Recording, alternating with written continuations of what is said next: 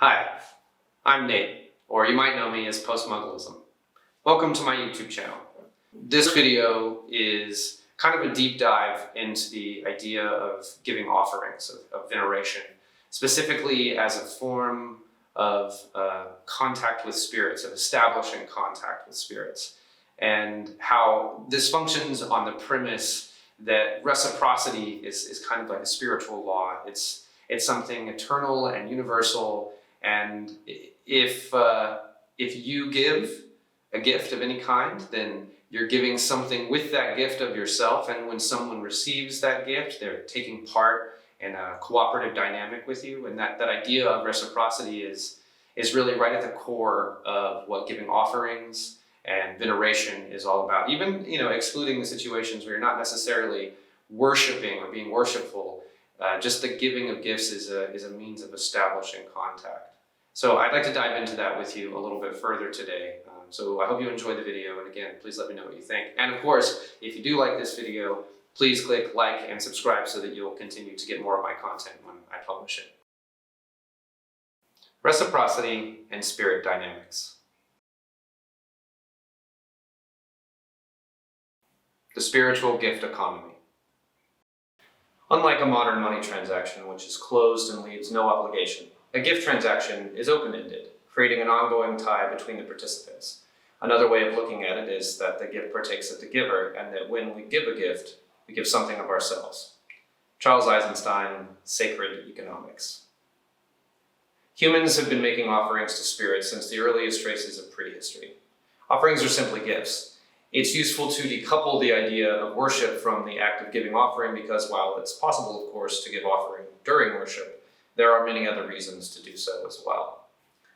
In our ancient past, spiritual engagement was as often about appeasement as it was about petitioning divine beings for favors. The world was a more immediately dangerous place, and those threats were projected onto the imaginal as storm gods, animal totems, and demons of place.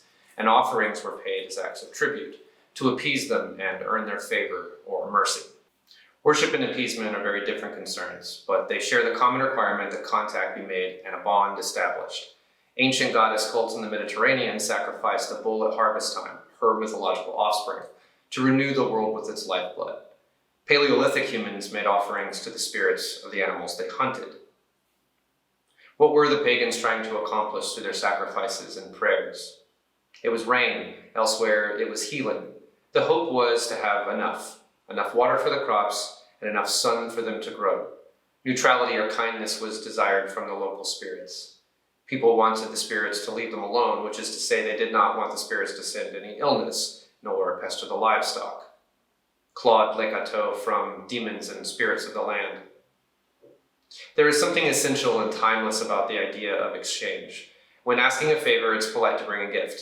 This is the essential nature of reciprocity.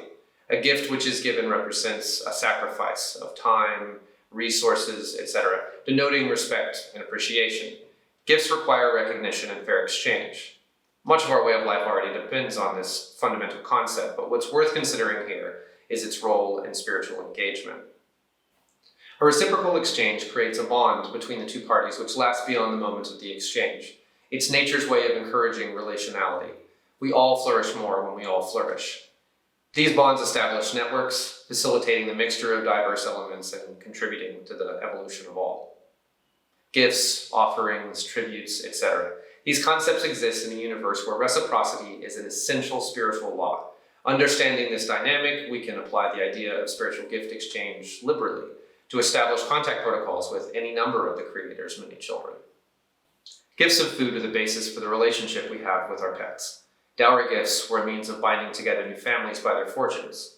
There are many expressions of gift economics in our world, and in each case, the act of giving is a means to ingratiate the participants in the exchange with each other.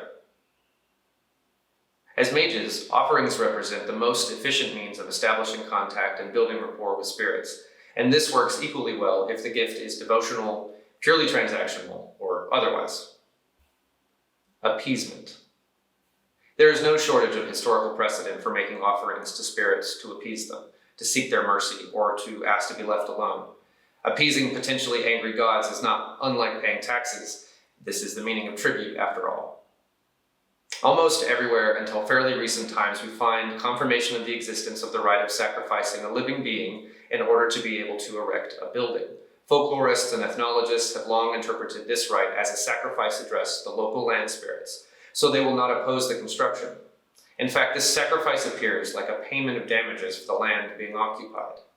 Claude Lecateau, demons and spirits of the land again. Appeasement is a simple principle, and though it has its roots in placating the forces of nature which most terrified us originally, it is also essentially the same approach that one takes to keep in the graces of the good people, the Fae.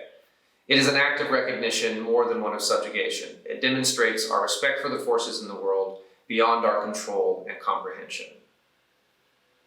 This kind of offering takes the form of gifts relevant to the nature of the spirit, local foods and goods for local spirits, tobacco and myrrh for the dead, blood for the blood gods, and so on. In many cases in the ancient world, this took the form of a literal blood sacrifice, the life of a rooster, a solar creature, a bull, a symbol of fertility, or other living metaphor was conveyed into the spirit realm in trade for mercy and favor. Over time, blood came to be represented by wine, and it's now tradition to pour libations in tribute of all kinds of spirits. The medium changes, but the goal remains the same. Pay tribute to avoid offending the spirits we coexist with in this extremely haunted world. Veneration. Similar, but different, offerings in acts of veneration look identical to offerings given in appeasement or otherwise, a plate of delicious fruit, a bouquet of flowers, a slab of meat, or a pile of iron filings. Each is a valid offering under the right circumstances. The act of giving doesn't change, but the medium does. And where appeasement can take many forms, acts of veneration, by their very nature, require gifts of specific materials which are sympathetic to the spirit being addressed. Mystics may be satisfied with acts of veneration for their own sake, but magicians will want to know what stands to be gained from performing such acts. And the answer is much. It is only advisable to venerate divine beings, and safer to regularly devote such acts to benefic spirits only, and thus veneration's most prominent role in Western esotericism is within celestial theurgy. Veneration is jet fuel for astrological magic. Prayers to celestial spirits in the days and weeks leading up to a talismanic election increase the potency of the eventual working. Established relationships with the planetary pantheon ensures their good fortune when a reason presents itself to petition them for support. As I said, the qualities of the materials being offered are key to a meaningful ritual. The metaphor matters. A devotional ritual to Helios would not feature acrid smells, heavy metals, or the bones of dead animals, but one to Kronos might. A blood sacrifice for Venus seems extreme, but pricking your finger for Mars, though, feels about right. Reading now from the Picatrix. When you wish to address the planet to which your petition properly belongs, dress in clothing dyed the color of that of the planet, and suffumigate yourself with its suffumigation, and pray its prayer. Do all of this when the planet is established in its dignities and called superior in its dispositions, for by observing these things, what you desire will come to pass. Book 3, Chapter 7. That some materials feel right and others do not is the result of how much of a particular divine essence is expressed within them. That sunflowers are solar in nature should surprise no one. Likewise, the rose is unsurprisingly Venusian, though its thorns suggest a martial side as well. Dense black stones have more of the nature of Saturn. White and translucent stones are attributed to the moon. Gold and yellow stones to the sun. Stones and plants of mixed natures, colors, and animals who are quick and clever are all said to have a mercurial nature. Sympathetic magic is the practice of attributing the physical world to the spiritual one through the phenomenological experience of it, and an understanding of the language of metaphor. Building altars and giving offerings of sympathetic materia leverages the like attracts like principle of the universe to attune ourselves and our spaces for engagement with spirits. Supplication. Traditions for appeasement and worship of various spirits stretch back to the dawn of human consciousness. After a time, though, we were no longer satisfied to keep the gods happy and the spirits at bay. The role of the shaman, a mystical liaison to the spirit world, has nearly always existed. It grew into priesthood traditions and later into mystery schools as spirituality, religion, and society evolved. The role expanded as the ambitions of mankind grew beyond survival and into the ascent of man. Fragments of prayers to deities and petitions to conjured spirits to achieve certain ends can be found in ancient Sumer. They appear throughout the Greek magical papyri and other ancient magical texts. The tradition of asking various aspects of the divine for assistance in mundane matters like health, love, prosperity, victory, gaining favor, and other all too human concerns is known to be as old as human civilization and is therefore quite likely much older. Combining theurgic ritual, i.e. prayer, with offerings and a petition turns veneration into supplication, that is, asking the gods for their favor. The importance of the offering as a symbol of reciprocity cannot be overstated. With our prayer, we offer time. With goods, we offer gratitude for what has been previously given. With sympathetic materia, we offer the space itself, filling it with the essence of the spirit being invoked to help summon it to the ritual. The spirit conjured and appeased, the ritual observances performed, and so on, our petitions may be stated with intention and assumed to be received and fulfilled. And it is the dynamic of reciprocity that guarantees this result. Through veneration, that is, building relationships with divine beings whose favor we seek, we create the opportunity for supplication, petitioning for favors, a routine of regular devotional work interspersed with periodic magical rituals calling on these powers creates a renewable source of magical potency for the practicing magician. And there are other ways to further increase this potency, such as making your own sympathetic materia like incense, candles, oil, etc., collecting ritual tools and materia at astrologically auspicious times or the appropriate planetary day and hour, by wearing relevant talismans, anointing oneself and ritual tools with talismanic oils, dressing in ritual clothing of the colors attributed to the spirit, selecting music that evokes the appropriate emotional qualities, and other things of this nature. In summary, offerings are a tool for spirit engagement. As I've shown, the act of making an offering, or leaving a gift if you prefer, is a valuable tool in the arsenal of the practicing magician.